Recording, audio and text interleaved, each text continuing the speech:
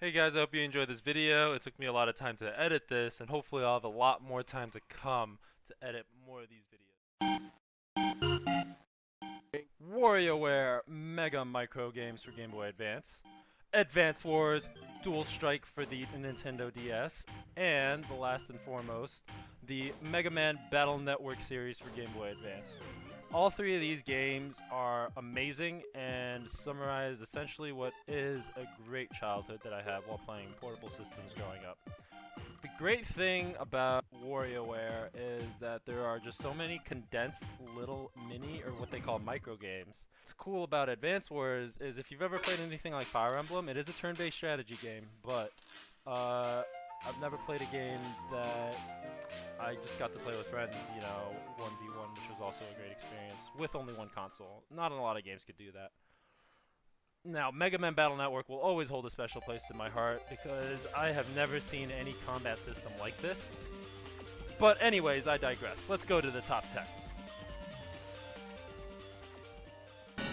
The world's made of light and darkness. You can't have one without the other.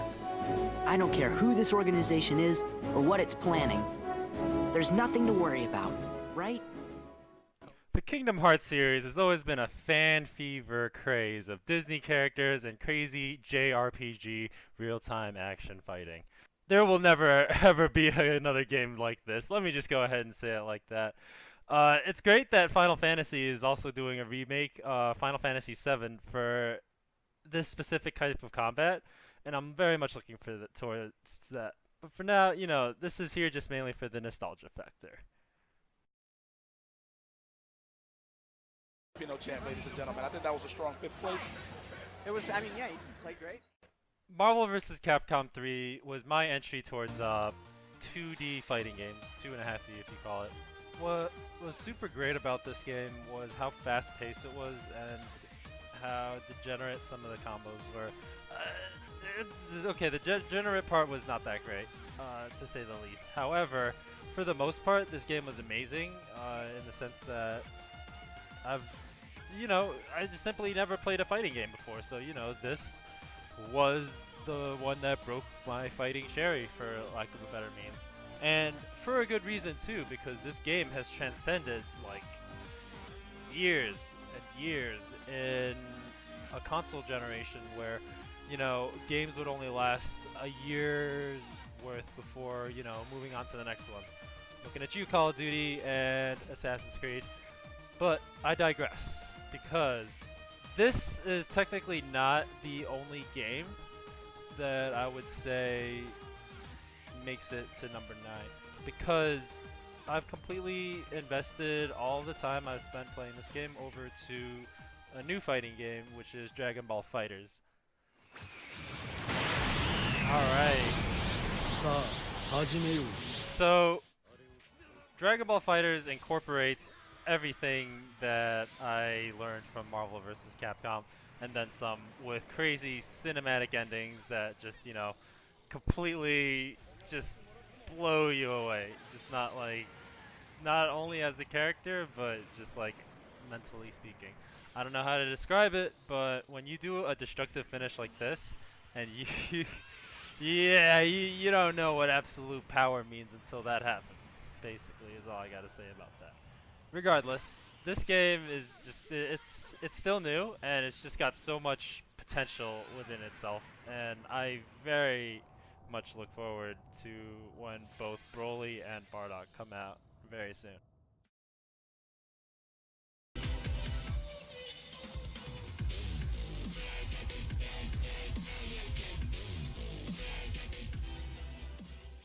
There are really only two words that you need to say that summarizes Rocket League. Car soccer. I don't know what else to say besides that. I mean, this game incorporates pretty much real life physics, and there's many times where I would just, have a six-pack of beer while playing this game after work, and yeah, you're better when you're drunk. That's all I'm gonna say. Not really though. I'm not gonna say that. Let me fucking edit that part out. Rocket League incorporates real life physics. So if you can like imagine the ball landing there in real life, then you can, well, over time you'll just figure out where to position yourself to line yourself up for the shot. Just like in soccer, you know, if you've ever played the game. Yeah.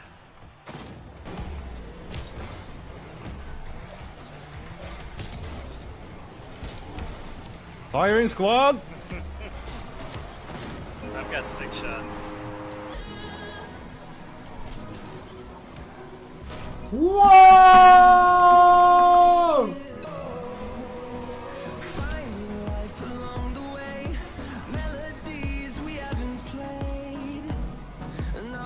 Fuck out of here with that shit! Get the fuck out of here with that shit!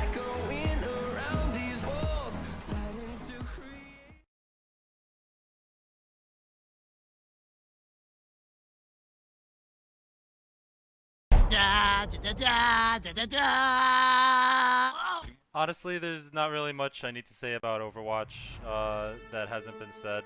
It's a first-person shooter. It's one of the meta games right now. I enjoy playing it.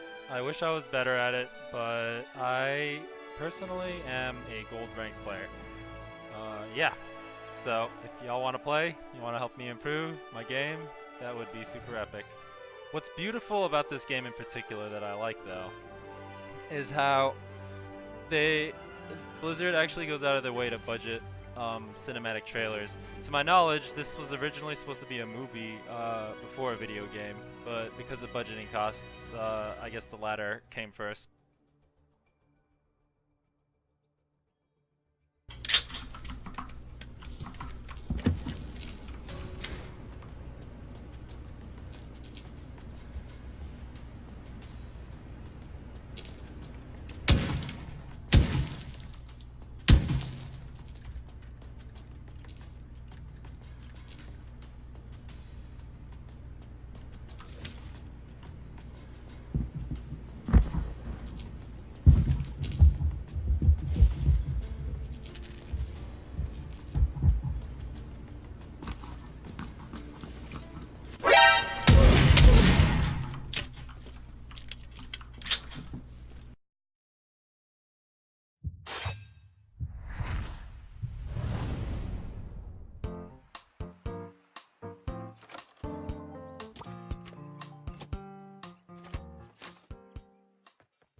Super Smash Bros.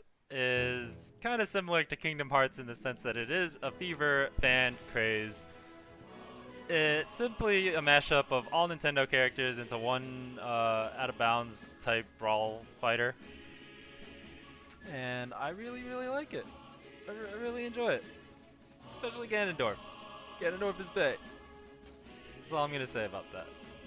And I think they're doing a port. My take on this whole port idea, or this whole Smash for Switch, is that it is going to be a port with updates. Consider it like an ultimate Super Smash Brothers. Something like that.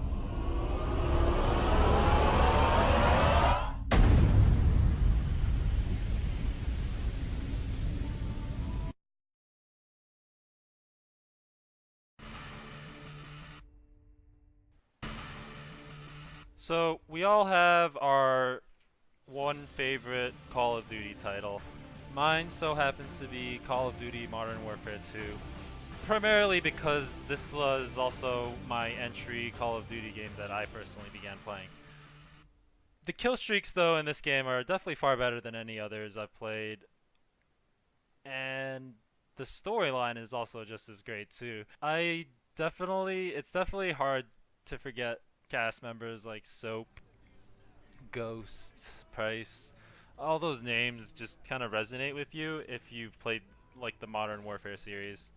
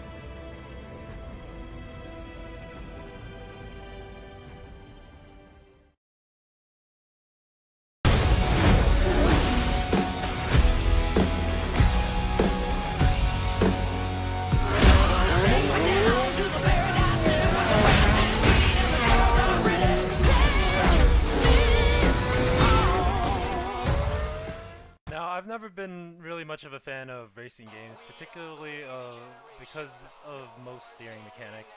I just find driving games to be overall relatively frustrating. But Burnout definitely stands out from any other game as far as racing goes, particularly because this game is designed for you to do stunts, take out your opponents. As a matter of fact, the best way for you to gain nitrous in this game is to take out your opponents. In case you haven't noticed, pretty much almost every single game in this top 10 is a multiplayer game, mainly because I don't really play single player games anymore as far as you know, what I'm doing now.